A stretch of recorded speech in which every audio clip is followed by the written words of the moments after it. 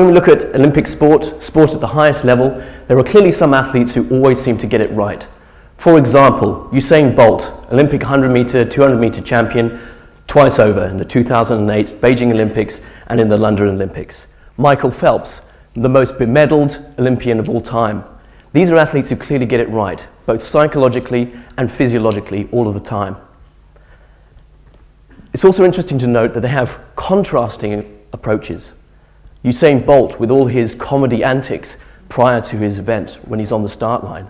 We've all seen this. Okay? Michael Phelps, however, a much different approach.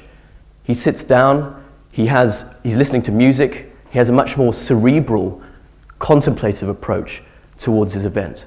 But it's both very effective.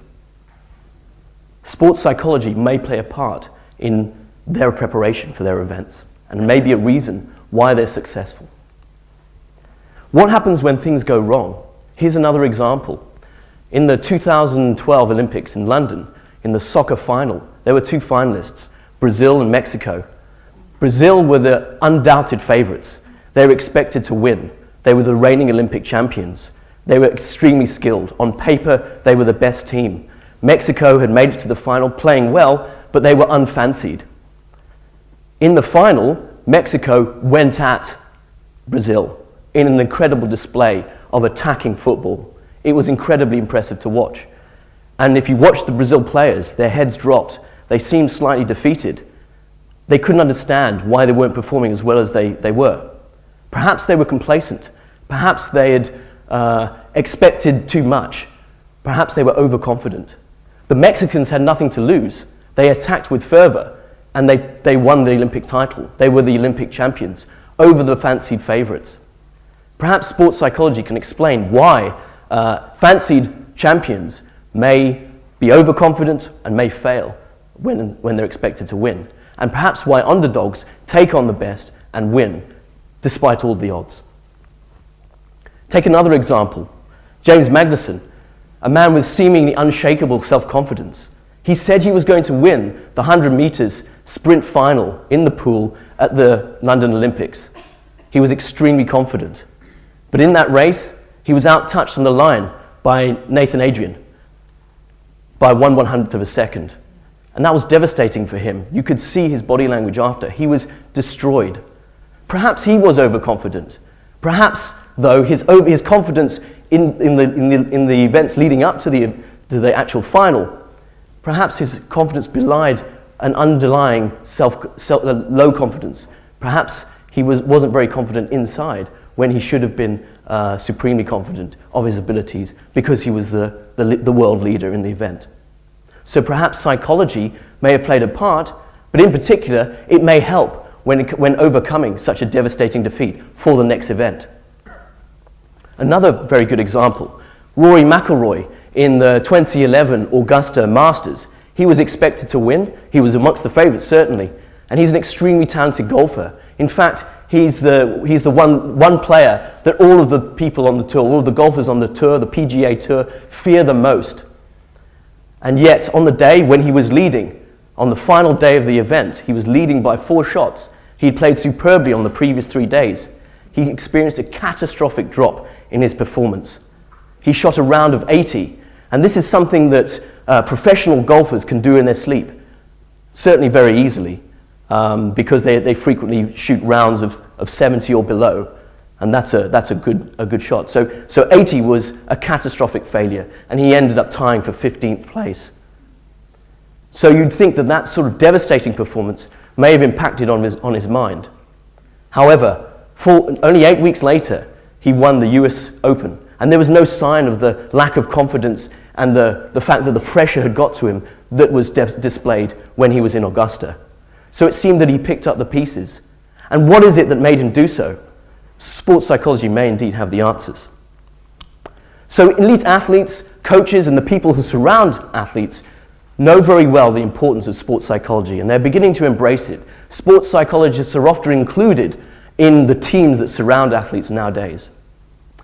What is sports psychology? Well, it's the science of, and the study and practice of mental preparation for sport. It involves identifying the techniques and strategies that athletes can take and use so that they perform at their most optimum.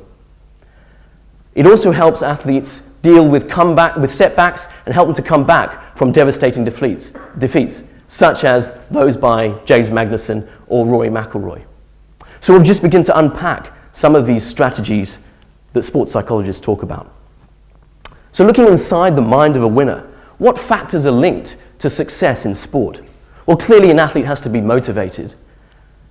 Often goals that athletes set describe or will demonstrate how much effort and how much will they have to win in their event. But sometimes motivation isn't enough. An athlete has to be confident. And confidence seems to be ubiquitous amongst high-performing performers. There are a number of strategies that athletes can use to boost their confidence. Another important factor is knowledge of the sport. So basically knowing your sport inside out, but also knowing the opposition. What are their strengths and their weaknesses? One of the phrases coined by Clive Woodward, who was the England's coach at the time they won the Rugby World Cup in 2003. One of the phrases he coined was total rugby, leaving no stone unturned when it comes to performance. He was very famous for developing dossiers on the opposition, knowing their strengths, knowing their weaknesses, and where he could attack them and how he could tactically outwit them. And that's clearly important in sport these days, so using psychology to understand the opposition as well as yourself. Athletes are also very good at using routines, getting themselves in the right frame of mind, and we'll look at that in a few moments' time. Athletes are also good at handling pressure. If you look at Usain Bolt and Michael Phelps, they are cases in point. And anxiety management is clearly an important aspect of an athlete's arsenal of strategies to get them in the right frame of mind so that they can perform at their best. So let's look at some of these strategies in detail. Motivation is clearly very important. And how do you get an athlete motivated? The most important things are the goals that they set. The goals that they set will determine how much drive, how much effort, how much will they have to perform well. But often a goal of winning is not enough. Sometimes, or most times, it's important that an athlete has a number of sub-goals which are related to their performance, so things like personal bests, that drive them both in training and in competition. It's important that those goals conform to certain features, and scientists, psychologists, and practitioners always refer to this SMARTER acronym. And that's because having goals that are realistic, relevant, specific, measurable, and so forth are really important when it comes to getting an athlete motivated. As I said earlier, motivation is not enough. It is important that an athlete is confident, and there are a number of ways you can boost an athlete's self-confidence. Experience, reminding an athlete of their experience is extremely important. Modeling, and I don't mean catwalk modeling here, modeling is also an important aspect because that enables an athlete to have a model or a blueprint, if you like, of the optimal performance. Imagery and self-talk are part of that, and we'll get onto those in a moment. Feedback is clearly important as well, positive feedback from the athlete's coaches. Imagery is a mental rehearsal, and it's a strategy that many athletes use. And here's the kinds of things that an athlete or a coach will go through when they're rehearsing a performance. It's almost like a video of their performance. They will also use prompts, but they will also visualize any contingencies that arise. For example, any barriers or problems or difficulties that arise during the course of their competition. Here's an example of these kinds of strategies in action. This is Blanka Vladic. She was a former world champion, high jumper, and IAAF Athlete of the Year. And she was very famous for going through the same performance routine prior to a competition. She would close her eyes, visualize a successful jump.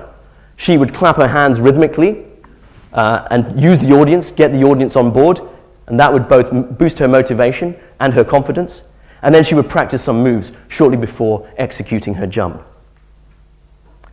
Self-talk is another strategy that athletes use. It's an extremely important strategy because it enables athletes to go through in their mind and use mantras to try and boost their motivation, but also to try and manage the competition and the situation. For example, the situations where the pressure is on and they are highly anxious.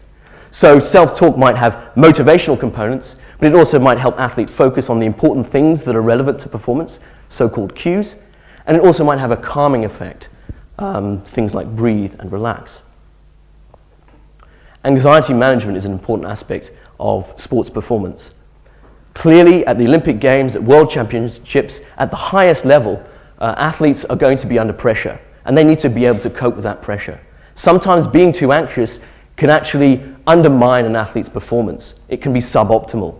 So relaxation techniques are extremely important in this regard, and psychologists will work with athletes to try and help them to relax. So it might involve things like breathing, stretching, relaxing the muscles, but it'll also use things like music and meditation.